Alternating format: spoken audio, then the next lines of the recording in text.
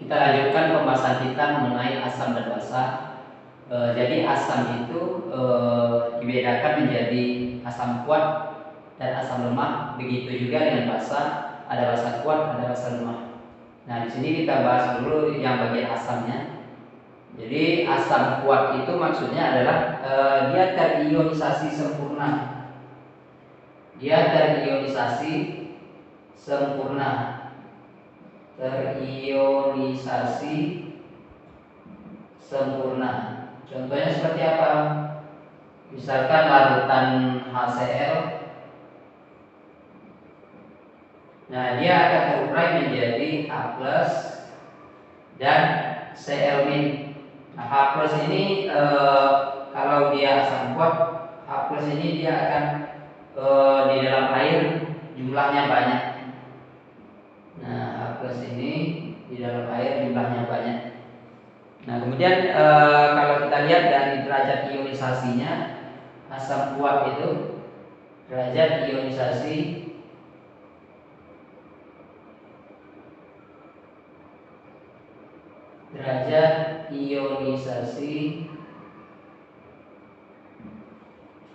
atau alfa itu alfanya sama dengan 1. Jadi mol terurai atau mol terionisasi dibagi dengan mol molekula itu sama dengan 1.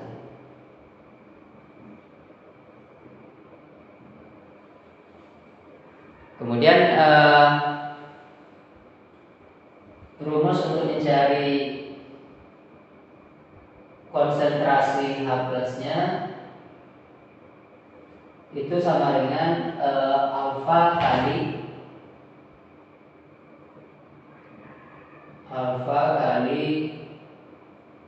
Ma. Alfa ini adalah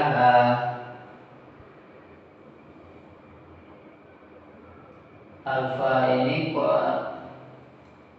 valensi asam.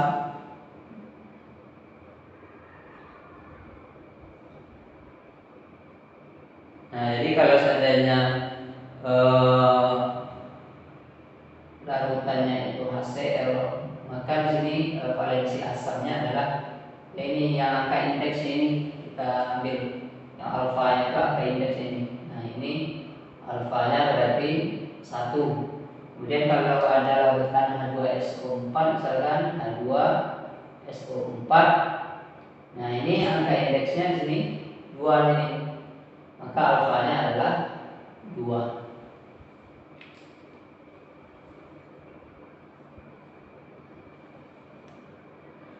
Nah, kemudian asam kuat ini senyawa-senyawa yang masuk asam kuat, yang termasuk asam kuat adalah yang termasuk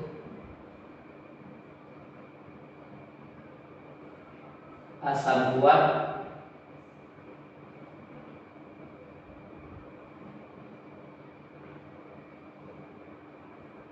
adalah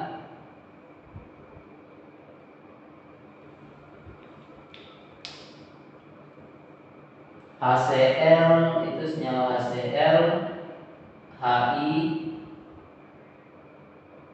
HBr, kemudian H2SO4,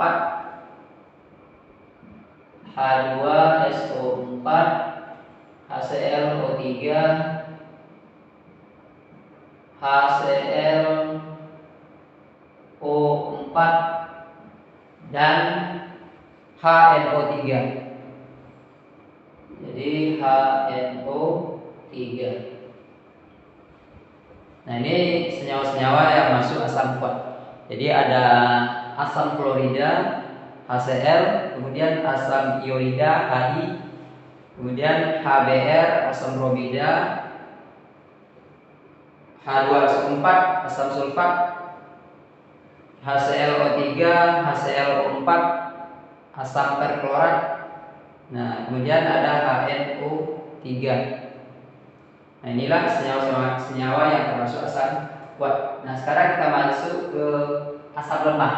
Nah, apa maksud asam lemah? Asam lemah ini maksudnya adalah dia terionisasi tidak sempurna atau hanya sebagian. Terionisasi sebagian. Terionisasi tidak sempurna atau hanya sebagian.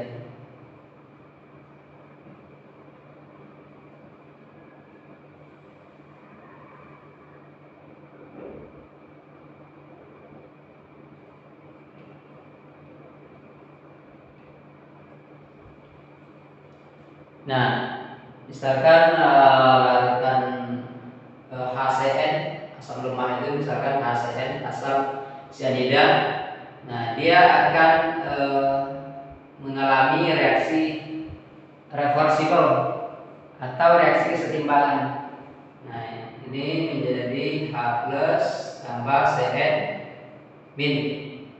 Nah, nanti yang H plus ini dalam air dia akan jumlahnya cuma sedikit. Nah, jadi kalau kita masukkan ke dalam air HCN ini, jadi ion H plus itu jumlahnya sedikit. Nah, kemudian kalau kita lihat dari derajat ionisasinya, derajat ionisasi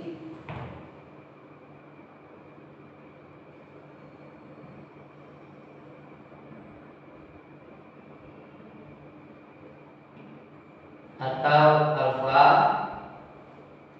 Nah, itu alfanya itu terletak antara 0 dan 1. Nah, kalau pada asam kuat alfanya itu 1. Kalau pada asam lemak alfanya itu antara 0 dan 1. Kemudian untuk mencari alfa sendiri, alfa sama dengan akar dari Ka per Ma. Nah, Ka ini tetapan ionisasi asam lemak. Ka itu kita buat di sini, Ka tetapan ionisasi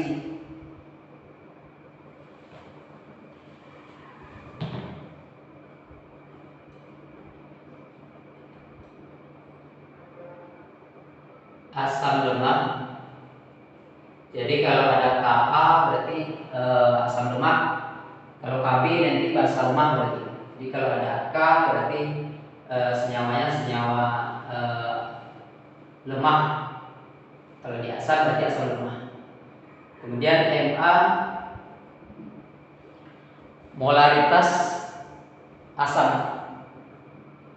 Molaritas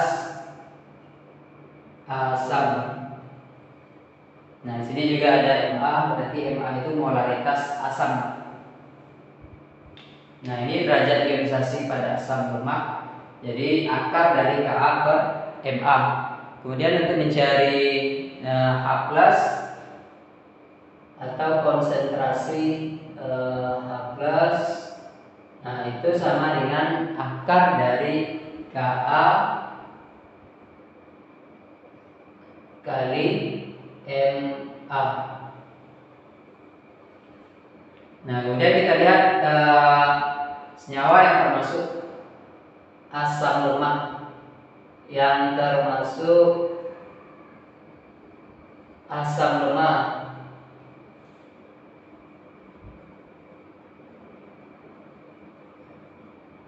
Nah, senyawa yang termasuk asam lemak adalah senyawa yang di luar asam kuat. Nah, di sini ini udah ketetapan asam kuat ini. Nah, di luar ini berarti dia asam lemak. Jadi di luar asam kuat.